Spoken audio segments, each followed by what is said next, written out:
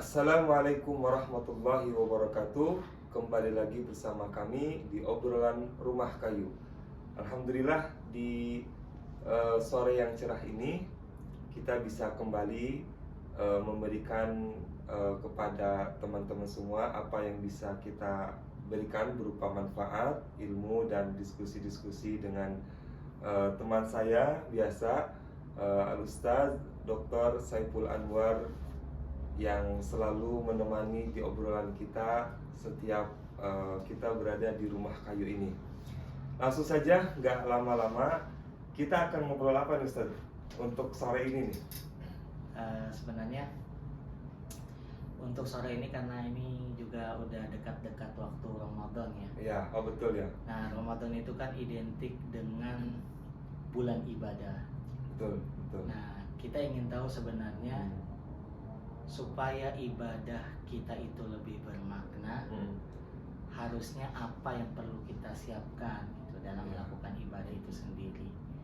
Terus sebagai manusia yang memiliki semangat ibadah, sebenarnya apa bekal yang harus kita persiapkan untuk peribadatan kita itu sendiri.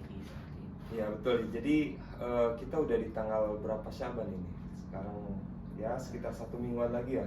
Ya, 1 mingguan lagi menuju Ramadan. Jadi kita dalam rangka mempersiapkan diri kita untuk menyambut baik datangnya bulan suci Ramadan yang betul ya terkenal dengan bulan yang penuh kemuliaan, bahkan terkenal di masyarakat bulannya ibadah gitu ya, atau bulan dimana kita berkesempatan untuk banyak melakukan ibadah sehingga pahalanya pun juga berlipat ganda. Tapi memang betul Ustaz, jadi ibadah berkaitan dengan apa atau ilmunya gitu kan. Jadi kita melakukan ibadah kan rata-rata nih misalkan kita tahu itu ibadah tapi kita nggak tahu nih cara melakukan ibadah itu gimana, dan cara ini kan yang akan kita diskusikan, mungkin kita akan obrolkan gitu. Jadi kita pengen spirit beragama itu sejalan dengan ilmunya gitu. Nah itu dia Ustaz ya. Jadi sebenarnya kalau kita lihat misalnya apa yang terjadi di masyarakat ya, itu kita bisa mendapati beberapa fenomena yang menunjukkan bahwasanya ketika seseorang itu ingin melakukannya atau ingin mempraktekkan ajaran agamanya, hal yang terpenting yang harus dia siapkan paling pertama kali itu sebenarnya adalah ilmunya. Iya. Makanya dari landasan itu sebenarnya lembaga-lembaga pendidikan ya seperti pesantren, kemudian kajian-kajian yang dilakukan oleh para asatidz, para buya, para kiai ya di masjid-masjid dan musola-musola masyarakat itu menjadi sangat penting. Karena terkadang masyarakat itu memiliki semangat keberagamaan yang tinggi. Betul, betul. Tetapi dia tidak dibarengi dengan bekal keilmuan yang cukup. Ya. Sehingga ketika dia mendapati sesuatu yang terlihat aneh sebenarnya bagi dirinya, contohnya, dia itu akan mudah langsung menjudge atau menghukumi bahwasanya hal itu adalah sebuah penyimpangan atau hal itu adalah sebuah kesesatan. Yaitu karena apa? Ya karena dia tidak memiliki ilmu pengetahuan yang cukup untuk mengetahui bahwasanya hal itu juga adalah sesuatu yang ada sebenarnya dalam ajaran agama. Ya. Jadi mungkin saya potong Ustaz. Jadi saya kira ada dua gitu ya. Pertama yang dalam pelaksanaan amaliyah ibadah, betul harus dilandasi dengan ilmu.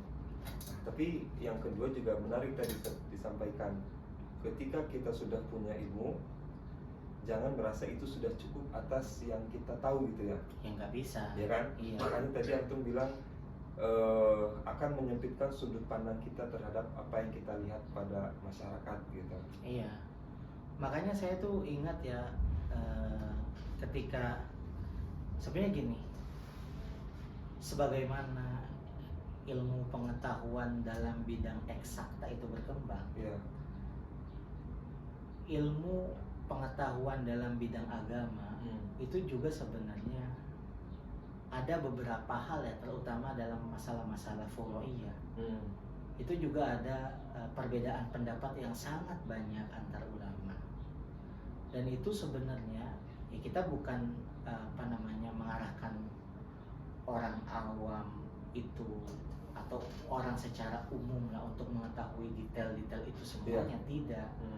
Tapi paling tidak mereka tuh harus menanamkan dalam diri mereka bahwasanya apa yang mereka ketahui dari permasalahan agama itu sebenarnya masih tidak masih terbatas lah ya, masih terbatas, sehingga mereka memiliki semangat untuk terus mengaji. Nah masalahnya kalau seandainya mereka tidak mau mengaji lagi dan merasa cukup dengan apa yang mereka ketahui, disitulah muncul masalah. Iya, betul. Jadi ketika mereka mendapatkan sesuatu yang agak aneh, langsung ini adalah Judge langsung. ini sesat nih, Sesat, ini salah nih. Sebagai contoh aja nih Ustaz, dulu itu sempat viral.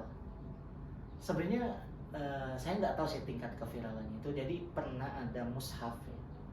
Itu mushaf itu sebenarnya mushaf yang dipakai oleh kaum muslimin yang bermadhab Maliki, dan memang kebetulan mereka itu qiraatul Qur'annya itu ala riwayati Warash gitu. Jadi pakai riwayati Warash itu ya yang di negara-negara yang berasal di Afrika, ya di Afrika yang ujung Senegal, Afrika gitu ya, terus ada Maroko dan lain sebagainya. Itu sempat tuh terposting dan tersebar di Indonesia. Dan itu ada caption, salah satu caption yang saya baca gini, nih, Al-Quran telah diubah gitu.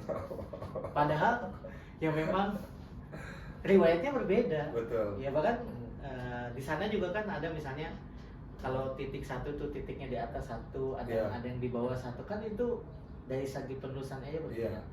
Nah cuman karena mereka menganggap bahwasanya mushaf itu cuman ada bentuknya yang mereka tahu itu, akhirnya mereka langsung menjudge, wah ini keliru nih.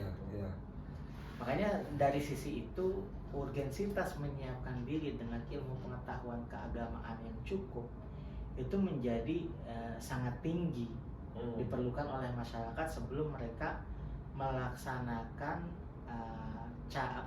melaksanakan amaliyah beragama mereka. Dari sisi itu. Jadi kalau dalam istilah atau bahasa Arab mungkin ma yatarattabu ala adamil ismi ala adamil ilmi wa nisfihi gitu ya. Jadi konsekuensi daripada ilmu yang setengah nanggung itu atau bahkan tidak ada ilmu sama sekali gitu. Iya, akhirnya gampang. Makanya sebenarnya ada satu makalah yang terkenal banget ya, bahkan Habib Ali Al-Jufri itu ketika mencoba mengakomodir misalnya ya, kalau ketika kita menemui beberapa perbedaan terutama dalam masalah hal furo'iyah, itu Habib Ali Al-Jufri itu pernah sebenarnya makalah ini saya nggak tahu ya dinisbatkannya ke siapa, tapi itu sangat terkenal gitu. Ada sebuah makalah yang mengatakan itu maka thura ilmuhu qalla inkaruhu 'alan nas, yang artinya semakin banyak ilmu pengetahuan yang dimiliki seseorang, semakin luas ilmu pengetahuan yang dimiliki oleh seseorang, maka pengingkaran dia terhadap amaliyah orang lain itu semakin sedikit. Nah, tetapi sebaliknya, semakin sempit ilmu pengetahuan seseorang, semakin sedikit yang dia tahu tentang misalnya masalah-masalah keagamaan, banyak mengingkari gitu. Itu melihat sedikit yang beda, ingkar. Jadi pernah saat ada misalnya, namanya kita kalau sholat di jalan tol ya, kan sholat di jalan tol kan musolanya terbuka. Terus ada orang yang tahiyat kan, apa sebagian asyhadu alla ilaha illallah, nah tangannya gini. Terus yang di sampingnya ada yang goyang-goyang gitu, kan? Ada yang gini-gini gitu kan. Kalau orang yang nggak tahu tuh langsung, wih kok sholat main-main kok itu Iya. jempolnya telunjuknya Telunjuknya. goyang-goyang ya. Nggak bisa Ya diam. padahal kan itu istilahnya mungkin dia memegang pendapat yang mengambil penafsiran ketika yuharrik Iya. ya yuharrik sababata itu karena dia memahaminya ya al-fi'lul mudhari itu yadulla alal istimrar ya namanya fi'il mudhari itu keberlanjutan akhirnya dia ya memegang pendapat yang itu. Iya. Nah terus karena misalnya yang lihat itu nggak tahu, ih kok main-main. Iya. Tapi kalau dia tahu ya misalnya ada penafsiran seperti itu Heeh. dalam satu pendapat, dia nggak akan gampang mengingkari. Iya. Nah dari sisi itu makanya kita lihat semakan keberagamaan itu harus dibarengi dengan apa? Dengan ilmu pengetahuan yang cukup. Sehingga melahirkan toleransi. Iya, sehingga melahirkan toleransi dan nggak gampang Iya. menyalahkan orang Betul. lain. Untuk berprinsip ya kita amaliyah kita harus sedikit bertoleransi pada diri kita gitu ya. Iya. Tapi untuk kepada orang lain itu kita harus banyak bukan melanggarkan tapi banyak bertoleransi gitu karena Iya. kondisi dan situasinya pasti berbeda kan. Iya pasti berbeda. Betul. Jadi ada beberapa poin gitu ya. Jadi memang tapi harus digarisbawahi karena saya mikirnya ada beda gitu Ustaz antara yang beramal tanpa ilmu sehingga amalnya jadi acak-acakan. Yang kedua, yang udah punya ilmu ketika lihat amal orang lain dia ngacak-ngacak gitu. Ya kan jadi syai'an mukhtalifani gitu. Iya, Ada iya. dua hal yang berbeda. Nah, tadi yang kita bicarakan yang kedua, yang pertama ini justru yang struktur utamanya itu bangunan pertamanya itu yang kita harus punya ilmu dulu gitu kan. Iya, memang itu sih. Terus gini juga San. Tapi Ustadz kalau udah punya ilmu gimana? Nah ini juga jebakan Deadman juga. Betul. Kadang-kadang orang yang tahu itu malah semangat keberagamaannya kurang. Iya. Karena Nah, banyak itu tahunya ya jadi agak salah. kalau kita di ta'lim itu kan ada tuh Ustaz, sampai dicela gitu. Iya kan? Apa? Fasadun kabirun alimun alimun mutahattikun wa wa akbaru minhu jahlun jahilun. mutanassikun. Heeh. Jadi bencana besar dua perkara. Yang pertama orang alim tapi dia nggak mengamalkan ilmunya. Tapi yang lebih besar adalah orang yang jahil yang tidak tahu justru rajin ibadah. Nah itu dia. Karena gini Ustaz, kasusnya dalam satu sisi saya tidak menjudge ini dia salah atau tidak gitu ya secara mutlak, tapi kalau di pesantren kan kita belajar fikih gitu. Iya. Nah, terutama di bab Jumat. Di setiap Jumat ini saya sering lihat beberapa jamaah yang ketika khatib udah naik ke atas mimbar, Iya. kemudian orang ini bukan sholat tahiyatul masjid, Iya. sebelumnya sudah duduk, tiba-tiba selepas imam naik salat. Jadi kan ada di beberapa masjid kita kan ada yang azannya 1 kali dan 2 kali kan. Iya. Nah yang azan 1 kali kan imam langsung mimbar kan, Iya. Betul. langsung masuk ke khutbah. Nah ini dia langsung sholat tuh. Ya mungkin sholat qobliyah gitu. Soalnya kalau sholat tahiyatul masjid saya kira kurang pas Karena dia udah duduk gitu. Iya. Nah ini kan kalau dalam fikih kan itu haram ya, Iya. melakukan sholat sunat ketika imam sudah mulai ketika khatib sudah naik mimbar. Nah Iya. itu kan akibat dari ketidakada ilmunya, Iya. tidak diimbangi dengan spirit beragamanya. Iya, gitu. kecuali memang dia baru datang. Nah kecuali baru datang. Tahiyatul masjid baru. Betul. itu Dan ya, itu pun sesuai. juga disunahkan untuk jangan lama-lama. Iya, jangan gitu. lama-lama. Nah itu, jadi memang yang pertama saya ingat ini Ustaz. Jadi waktu jadi karena ngobrol jadi saya ingat gitu. Kalau nggak ngobrol saya kadang nggak ingat itu, lupa gitu. Jadi untungnya kita ada program obrolan rumah kayu. Jadi saya sering ini hitung murojaah. Jadi dulu waktu perang Tabuk kalau nggak salah, itu pas saat-saat Nabi Muhammad SAW ditampakkan buruknya sifat-sifat orang munafik gitu, yang tidak mau berperang karena takut gitu. Sehingga turun ayat wa makana al-mu'minuna liyanfiru kafah falaula nafara min kulli firqatin minhum ta'ifah liyatafaqqahu fid-din wa yunziru qaumahum idza raja'u ilaihim la'allahum yahzarun. Dalam ayat ini saya memahami begini, Ustaz. Ketika Nabi Muhammad SAW tidak mengikuti peperangan dan beliau menetap di Madinah, sementara spirit para sahabat yang saat itu ingin berperang, berjuang di jalan Allah. Nah, sehingga saking semangatnya disinggung oleh Allah Subhanahu wa taala lewat ayat ini. Tidak pantas atau tidak seyogianya kalau semua orang-orang mukmin itu pergi keluar Madinah untuk berperang, sehingga Nabi ditinggalin di Madinah. Maka dalam itu kan kalau lana faromin kulli firqatin minhum ta'ifah, seenggaknya gitu ya kan, di tahdidnya itu seenggaknya adalah kelompok minhum ay minal mu'minina, atau ada yang bilang minat ta'ifah, adalah yang membersamai Nabi untuk ia tafaqquh fiddin. Iya, betul. Mempelajari agama. Iya.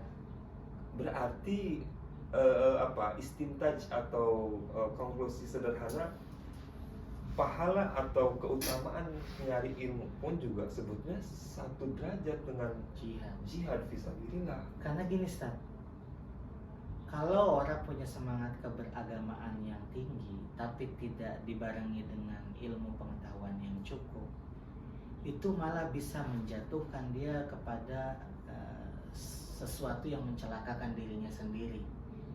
Atau bahkan misalnya dalam konteks misalnya menjaga konsistensi dia dalam beribadah, itu dia bisa melahirkan kesan ibadah itu membosankan buat dirinya sendiri.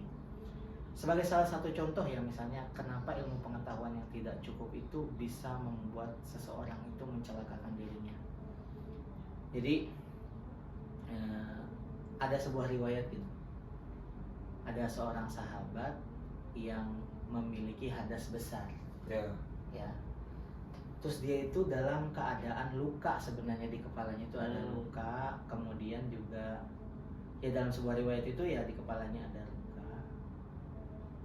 Kemudian dia juga ketika itu ya cuacanya ini sangat dingin lah. Nah terjadilah kan debat, ini gimana saya nih, saya harus mandi apa enggak nih kan, saya mandi apa enggak nih, mandi junub apa enggak kan, dia punya hadas besar kan. Terus ada memang biasanya dalam hadis itu kalau hal itu berkaitan dengan sesuatu yang tidak baik itu tidak disebutkan siapa. Terus ada satu orang yang berpendapat begini, kamu tetap wajib mandi gitu. Akhirnya mandilah orang itu. Mandilah orang yang sahabat yang junub itu, meninggal menyebabkan dia meninggal ya. Sebenarnya ya kalau kita bicara tentang ajal ya Allah. Iya betul. Tapi meninggal lah ketika sahabat itu meninggal. Kemudian sahabat yang ini melaporkan kejadian itu kan. Iya. Pas melaporkan kejadian itu, Nabi itu sampai keras gitu. Nabi itu ya, dalam sebuah redaksi Nabi ngomong tuh, kota tahu, kamu telah membunuh dia. Sebenarnya bukan berarti Nabi menjudge atau menghukumi dia, tapi kinayah. Nabi itu pengen mengingatkan, ini loh dampaknya. Kalau kamu nggak tahu, terus kamu beramal, sampai bisa mencelakakan orang lain. Itu salah satu contohnya. Kemudian ada contoh yang lainnya. Ini kan luar biasanya gitu. Banyak sekali riwayat yang menjelaskan betapa pentingnya ilmu pengetahuan sebelum beramal. Betul. Contohnya, ada sebagian sahabat yang punya persepsi ya, kalau kita semakin pokoknya memaksakan diri untuk ibadah adalah sesuatu yang sangat baik untuk diri kita. Tapi dia tidak tahu misalnya kadar dirinya itu seperti apa. Itu makanya dia butuh guru sebenarnya yang mengarahkan kan. Betul. Hingga dalam sebuah riwayat itu ada 3 orang sahabat yang datang ke rumah istri Rasulullah SAW. Kemudian 3 orang sahabat ini nanya nih kepada para istri Rasulullah, ya ummahatul mukminin gitu, kaifa kana amalu Rasulillah gitu, gimana sih ibadahnya Rasulullah? disebutin lah kida wa kida wa kida wa kida. Sebenarnya dalam riwayat itu nggak disebutin detail Iya. ya. Nah kemudian mereka itu kalau dalam redaksi hadis itu mereka tuh takol lauha. Mereka itu menganggap sedikit lah. Kok? Oh iya wajar Nabi sedikit. Iya. Nabi itu udah dijamin masuk surga. Wah, jadi wajar Nabi. Jadi kelihatan bagi mereka itu ibadah Iya. Nabi itu sedikit. Akhirnya 3 orang ini ngomong gini. Dalam sebuah hadis dia bilang gini, amma ana, kata dia. Kata dia itu amma ana fa aku mulailah wala ana. Saya mau Dia tahajud. bangun semua malam ini saya akan isi dengan ibadah tanpa tidur. Niatnya dia tuh. Amma ana ada yang kedua itu. Tapi siangnya nggak tidur. Enggak tidur kan aktivitas. Fa asumu wa uftir, ini kata yang kedua ya. Yang kedua. Kalau saya ya udah saya akan puasa terus puasa tanpa berbuka 1 hari pun, pokoknya nggak ada yang bolong. Yes. Yang terakhir amma ana Ini kayaknya lebih ini. fala atazawwajun nisa, karena dia menganggap ya apa namanya berhubungan atau punya hubungan dengan istri itu bisa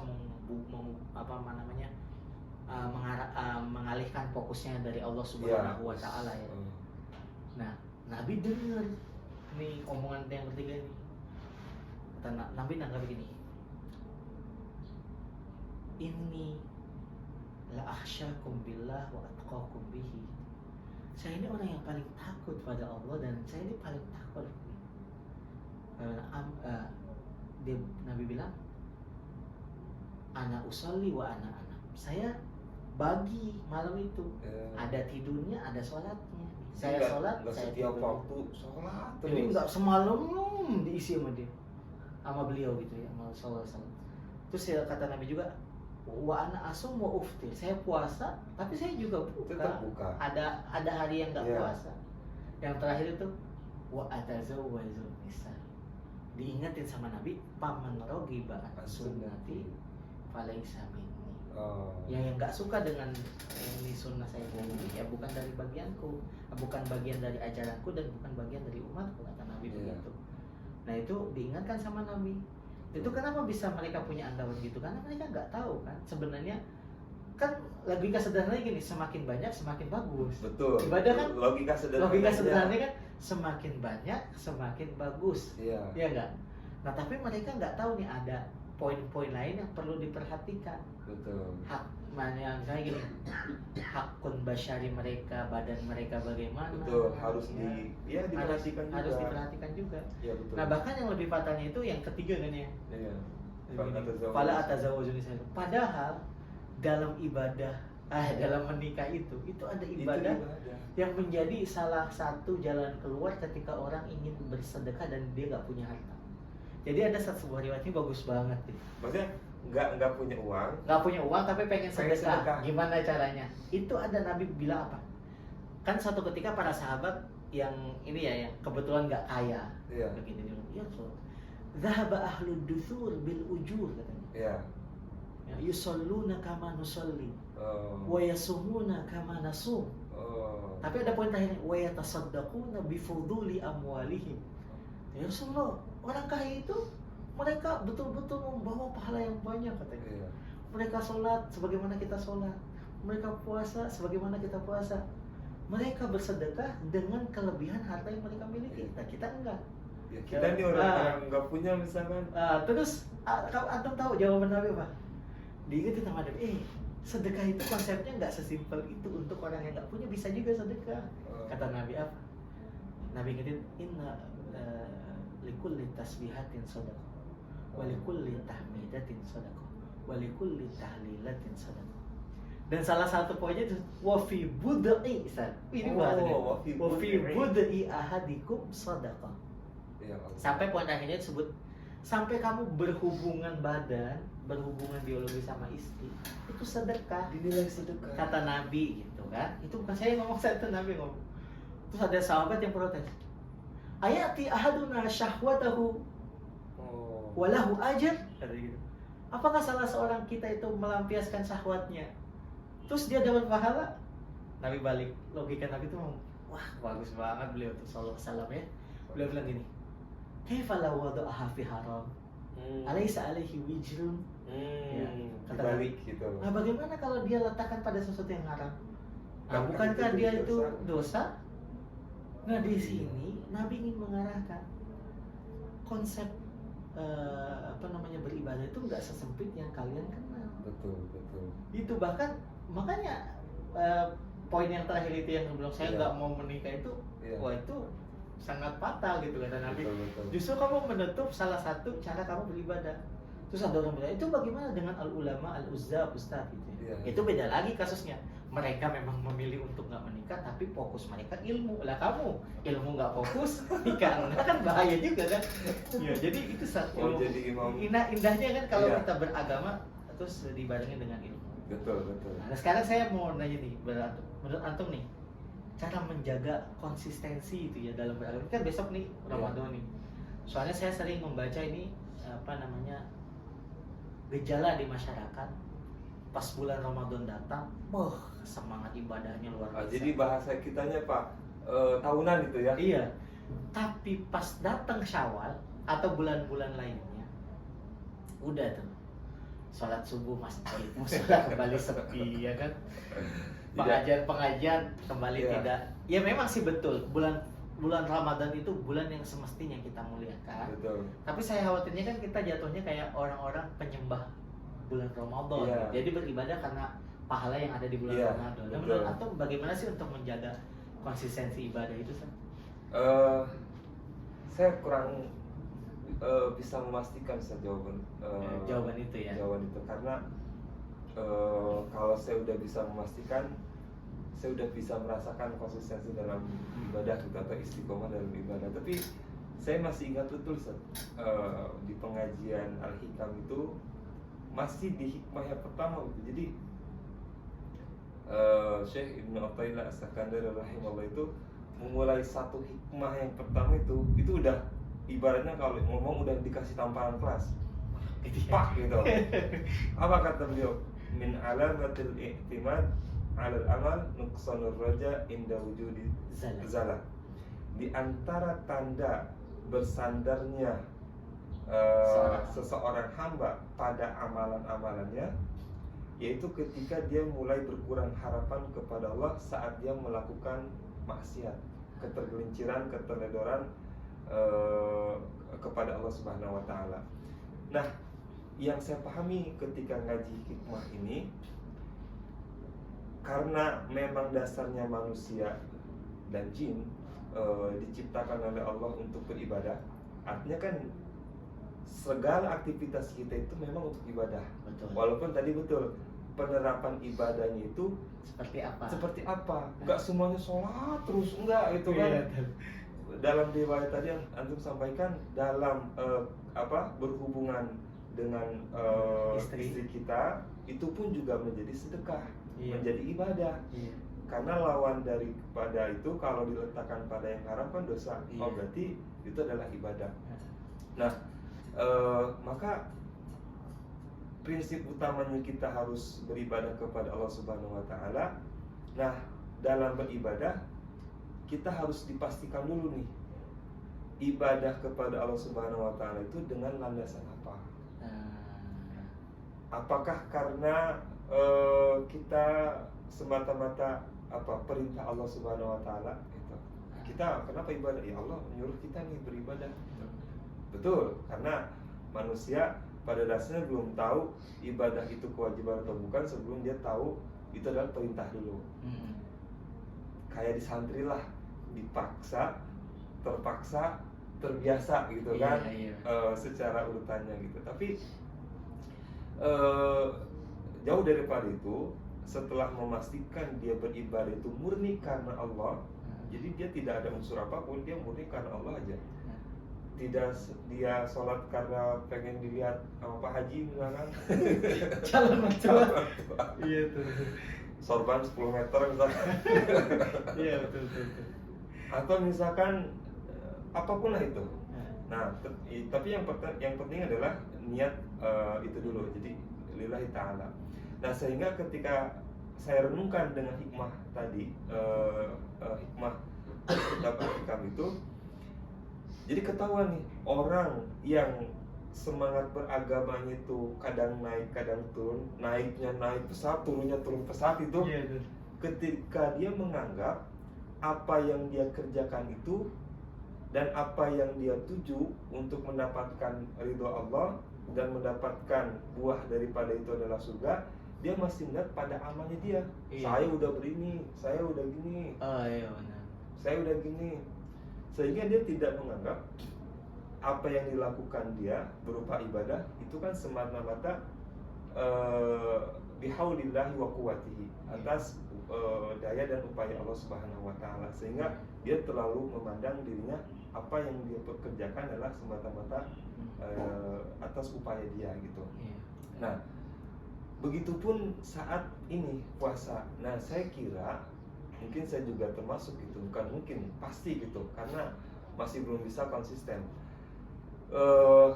Masyarakat dengan semangat yang antusias yang luar biasa kan masuk Ramadan, gitu kan, alhamdulillah datang Ramadan gitu. Hari pertama saf itu sampai luber keluar itu. Sampai panitia DKM masjid juga pusing kan. Iya. Gimana ini karpet kurang gitu. Sengaja beli gitu. Gitu. Di akhir-akhir nggak kepake gitu kan. Karpetnya Digulung lagi. Iya. digulung lagi. Nah, saya kira perlu memahami gitu. Tapi harus diapresiasi juga gitu, mereka sudah bahagia gitu kan. Dalam hadis ada apa, hadis yang barang siapa yang bahagia,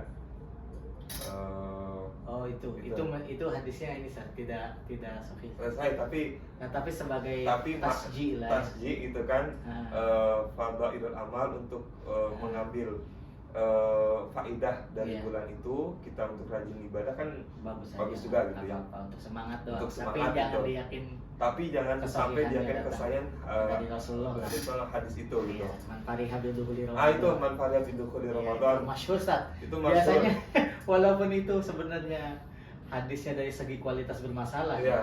tapi ya laku gitu. Iya. Kalau kultum Waduh. hadis Soalnya kan pertama ada- ya. kan bahannya. Iya, biasanya kan kalau iya, misalnya cuman kalau yang misalnya belajar hadis lebih ini biasanya dia agak hati-hati. Iya, dia agak hati-hati. Dia betul. bisa pakai hadis yang lain kan, Hmm. ya tentang Ramadan. Iya. juga. Tapi kita apresiasi aja Iya, mereka apresiasi. yang udah semangat itu, Iya. walaupun dengan dasar itu Iya. kita apresiasi. Soalnya salah Sar, kadang-kadang gini. Jadi ini penting juga nih, itu berkaitan dengan hadis itu. Karena kurang ilmu pengetahuan. Jadi kan emang lapas hadis itu kan dulu pas saya lagi belajar kritik hadis ya.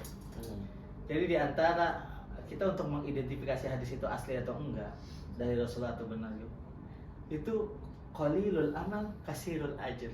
Coba kan lafaz yang sering dikatakan ini, man fariha biduhuli Ramadan haramallahu jasadahu ala nar.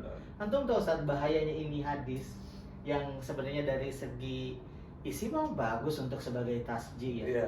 Tapi ketika salah dipahami itu bahaya banget. Satu, Iya. kita preteli dari segi bahasanya ya. Iya. Kebetulan ini saya akan bahas. Jadi kalau ada fiil madi, Iya. tapi dia untuk lidalalati alal mustaqbal. Iya. Itu kan kalau dalam pelajaran balagonya ada kaidah begini. Kullu ma kharaja anil asli fa fihi qasdun balaghi. Iya. Dan di antaranya itu kalau ada fiil madi tapi ya dulu alal mustaqbal, itu kan li tahaqqukil wuqu. Iya. Dalam hadis itu Ustaz ada kata haramallahu jasadahu alan niran. Tapi gitu. Kan konteks pengharamannya kan untuk yang akan datang. Betul. Artinya nanti kalau dia meninggal jasadnya haram masuk neraka. Nah, karena memahami hadis ini, sekadar saya mah yang penting saya udah bahagia masuk Ramadan. Pagi-pagi ya kan. Pagi-pagi gitu. Aduh.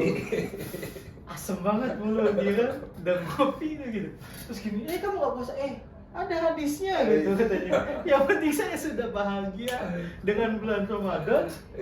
Jasad saya udah diharamkan untuk masuk neraka kan. Walaupun nggak berpuasa. Nah gitu. itu salah satu contoh bahayanya Iya. cara beragama ketika tidak dibarengi dengan ilmu pengetahuan Betul. yang benar.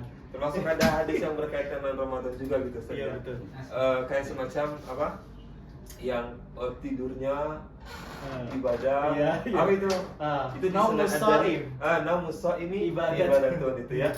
Tapi saya berupaya husnuzan itu ya, Iya, berupa husnuzan gitu dalam hadis ini.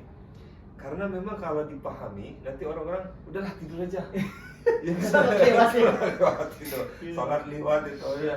Kalau bisa dijama gitu kan, dijama. Nah tapi itu kan bahayanya gitu. Iya. Tapi saya berusaha husnuzan memahami puasanya, tidurnya orang yang berpuasa itu ibadah ketika tidurnya betul gitu. Iya betul. Karena ibadah puasa itu beda sama ibadah sholat. Iya betul. Sholat tidur ya batal. Iya betul. Saat puasa kita mau tidur masih ibadah karena dalam rangkaian ibadah gitu. Iya. Kita baca Quran atau kita aktivitas apa gitu. Karena masih dalam rangkaian ibadah itu, tapi itu yang babi husnuzan aja gitu. Iya bagus sih sebenarnya kalau yang masalah naumus shaim itu implementasinya tuh masyarakat walaupun naumus shaim ibadah, tapi kan kalau qiraatul Qur'annya lebih ibadah lagi. Iya, lebih ibadah lagi gitu. Dari sudut pandangnya gini sih, tidurnya orang puasa itu ibadah karena apa? Daripada dia gibah. Iya, betul. Kan dia kalau orang nggak makan kan dia iseng kan. Iya. Daripada dia ngomongin orang tetangga. Daripada maksiat ngeliatin aduh apa nih kan lewat kan. Mendingan dia ya udah tidur aja. Memang dari segi itu, tapi jangan sampai lah ibadah-ibadah yang wajibnya kelewat, sholat subuhnya habis sholat langsung tidur, sholat subuhnya kelewat, sholat jumatnya kelewat. Terus gini, terus dia bilang gini, Ustadz, kan rufi al-qalam an salasin kata dia. Salah satunya dari orang yang tidur sampai dia bangun. Tapi kamu udah niat itu. Salah lagi kan? Itu salah lagi karena ya kita. Nah tadi jadi mana gini Ustadz? Jadi saya tuh pernah baca gini yang terkait ini ya, menjaga konsistensi kita dalam beribadah itu sebenarnya ada pola yang sangat bagus. Itu ada polanya itu. Iya. Jadi saya pernah baca itu di sebenarnya tulisannya Dr. Wahbah Zuhaili ya di kitab Akhlaqul Muslim wa Alaqatuhu bil Mujtama gitu. Nah tapi beliau itu dalam kitab itu tuh dia lebih gini sih bagaimana supaya orang tuh punya al-istiqamah fil khair. Bahasanya. Jadi ya bahasanya itu istiqomah dalam kebaikan. Nah beliau itu mengatakan gini, dalam kitab itu beliau katakan kuncinya itu sebenarnya menjaga keseimbangan. Menjaga keseimbangan dari sisi apa? Ya dari sisi ya, ada mutafrid wa ada ifrat. Jadi dalam beribadah itu jangan kurang banget, tapi juga jangan berlebihan banget. Wasaton lah. Ya wasaton. Ya benar-benar ini. Benar. Karena pegangan beliau begini. Mukmin itu selama masih dikasih waktu hidup oleh Allah, bagusnya itu hari-harinya emang dipenuhi dengan kebaikan, dengan ibadah.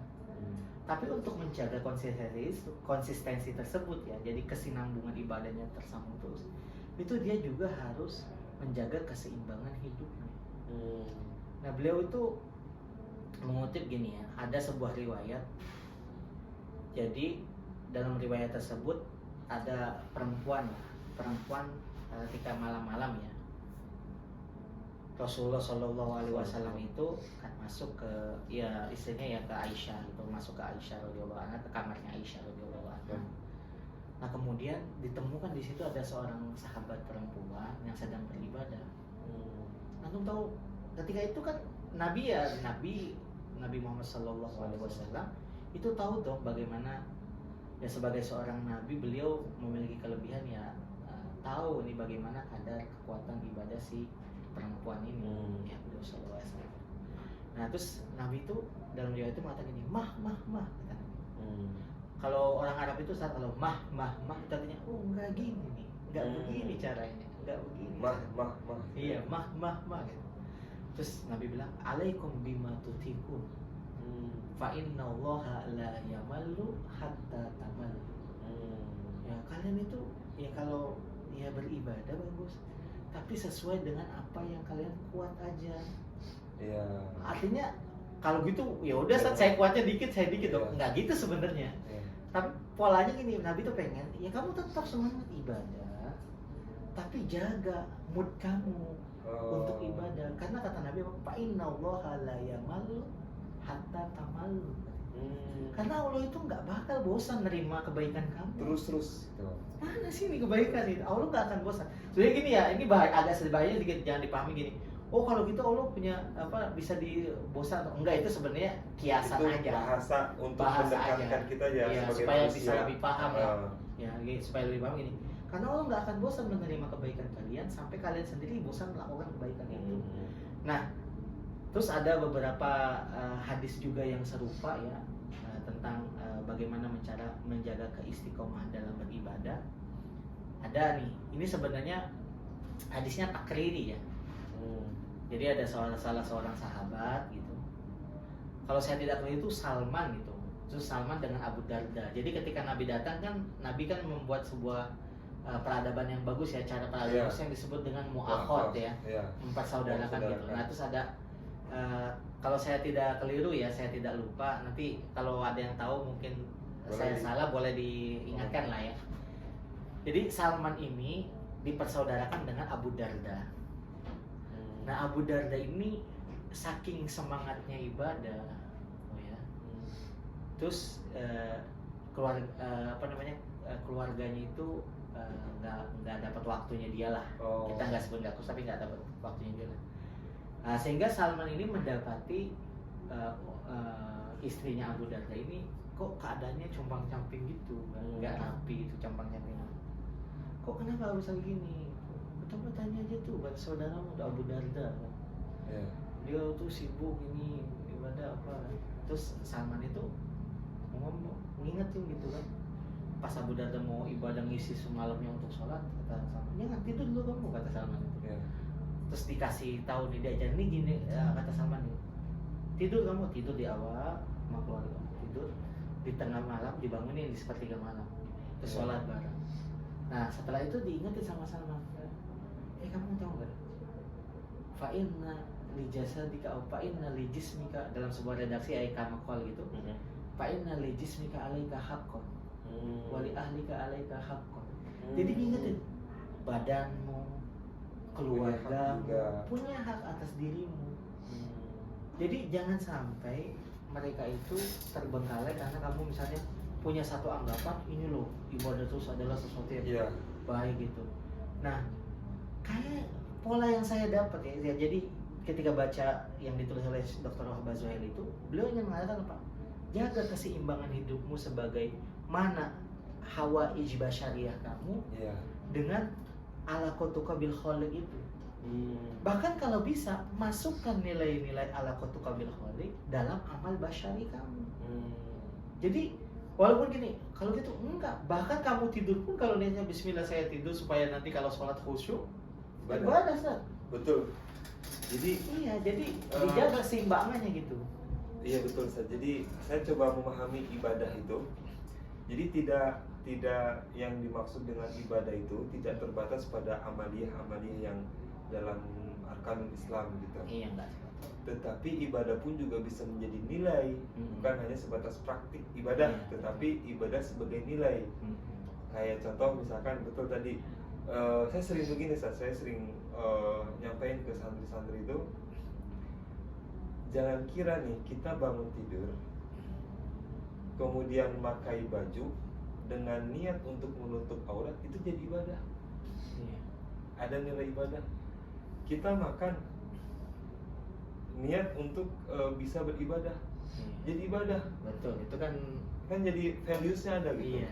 Nah, saya sering bilang yang membedakan ini ibadah dan tidak ibadah itu ketika misalkan kalian pakai baju, sama kayak tadi pakai baju, niatnya agar terlihat cantik, terlihat bagus, biar orang juga menyanjung kita, ya sudah, itu cukup sampai di dunia.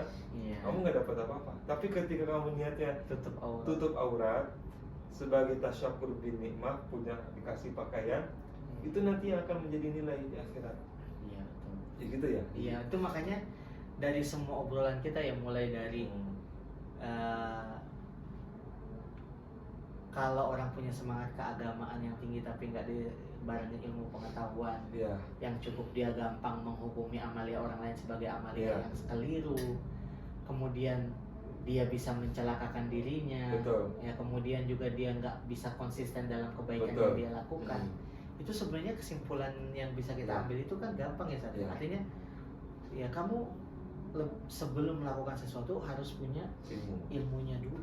Jadi sebelum kita akhirin ya, obrolan kita Iya. kan udah terlalu lama kayaknya. Iya, betul. Kalau Lumayan ini. makanya kalau udah ngobrol Asik memang. Ya. asik, kita susah mengakhiri gitu. Tapi mau nggak mau gitu kita akan Supaya tutup. tidak terlalu panjang durasinya. Supaya tidak terlalu panjang.